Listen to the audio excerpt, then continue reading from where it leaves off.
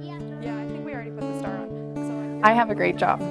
I am the kindergarten to third grade school-wide STEAM enrichment and highly capable teacher at Pioneer Elementary in Quincy, Washington. Good morning, Hugo. Good morning. Go get it. When I was growing up, I never wanted to move back home. I always was so curious and interested in the world outside of Quincy. It wasn't until after I graduated from college, which was in 2008, and there were no jobs, I moved back home and realized that I had a lot of things going for me that I could use to benefit my community. I always loved kids, and so I went back to school to get my teaching certificate. And in 2010, I started teaching here, and it's just, I've never looked back. I love this job. I get to innovate and be creative as a teacher, and I get to seek out what makes every single student in my school special. Okay. The problem is that my job is so unique. Not many teachers get to feel the same joy and enthusiasm from innovating and creating within their position as I do. When I taught third grade, I didn't feel this way. When I talk to other teachers across Washington, I hear a lot of anxiety and stress. Some of the best teachers I know actively try to convince others not to go into teaching. If that's the case, we know we have a big problem. If it wasn't for this job, I don't know if I would still be a teacher. I think the biggest thing for teachers above everything is how they feel valued in their role. The salary for young teachers is not competing with the opportunities they could find elsewhere as our job market continues to improve.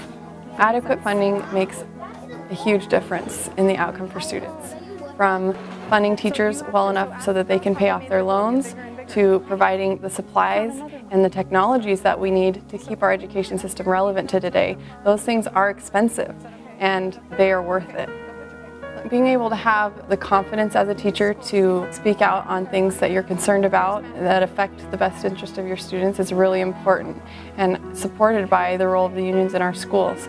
If we want to have a great system of schools in America, we need to allow our teachers to pursue the things that will really engage their students in their learning and help them to see how what they're doing in school is relevant to real life. One part of my job that's so important to me is making sure that every student has an opportunity to show the gifts that they have. In elementary schools today, we mostly assess students in math and reading, but that misses so many kids. I have a student who is an incredibly gifted engineer who barely can read. I had another student who came into kindergarten speaking no English at all, and by the end of the year, we were able to identify her as highly capable, one of the most talented, gifted students in our school. A lot of what I've tried to do is change the culture of how we identify students' giftedness, because we're missing out on a lot of those students. Camille looks at students in unique ways, and she's able to find their strengths. She's very passionate about kids and compassionate towards other teachers and helping them in their personal struggles through students, or just giving you a hug when you're having a rough day. She's an amazing educator and an amazing person, and we're really lucky to have her as part of our team. In many schools, highly capable students are left behind. Teachers don't get training, even in teacher prep programs, to help support those students. And just the makeup of our education system today focuses on the students who are struggling and the ones that are falling behind grade level. But I see highly capable as just another kind of special education. These students need our support as much as any other student in our school. Being Teacher of the Year is an incredible honor. I don't think I'm even the best teacher in our community.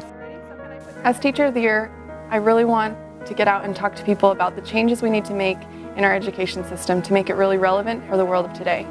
The first thing is that it needs to look like the real world. It also needs to teach students the skills that they need to succeed. Students have access to all the information they could ever need. We need to teach them how to analyze that information, how to apply it, how to use it to work together with other people. And last, we have to make it more personal. Good afternoon, Mrs. Jones. I'm in the green zone. Okay, good. Hi, Sadie. Good afternoon, Mrs. Jones. I'm in the green zone. The foundation of good teaching is good relationships. Our students come in and they just want to know that somebody cares about them.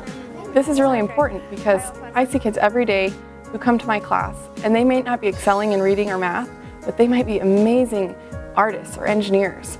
And the future is going to be for those people who are the innovators and the creators in our society. We need to help them fulfill that potential that they have. Okay. STEAM stands for Science, Technology, Engineering, Art, and Math. Most kids here haven't been to the ocean. I can help them realize that there's opportunities for them beyond the farm if they don't find a good fit here. STEAM is a great fit for that because it allows me to teach them about, for example, chemistry. When I was a kid growing up, I didn't ever experience chemistry.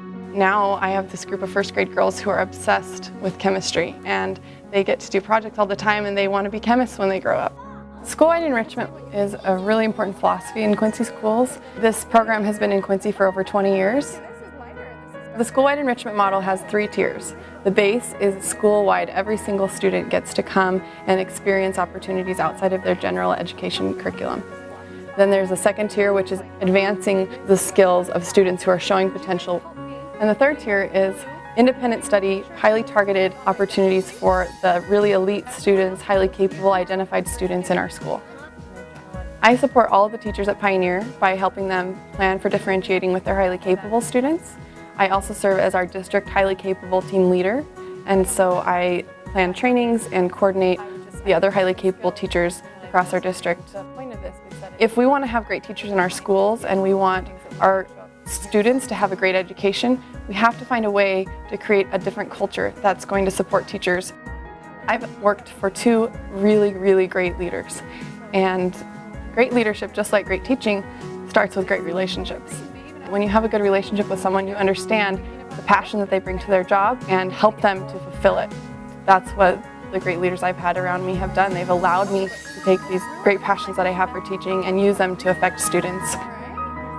I don't know why I never thought I would be a teacher, because thinking back now, it seems like my whole life was leading to this point.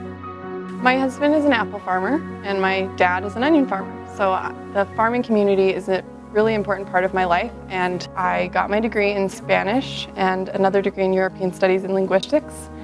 I think all of the experiences I had in college traveling, I spent time in Mexico and Spain, all those different experiences helped me to bring connections to kids to see the world outside of Quincy. You know, it kind of goes back to my bloom where you're planted kind of motto, which is, you know, you can learn to be content and to make a difference wherever you are. And I realized that, you know, people are in need everywhere. And so coming back here to make a difference, this is the place that I know, the community that I know. People trust me here, and I think I can make the biggest impact.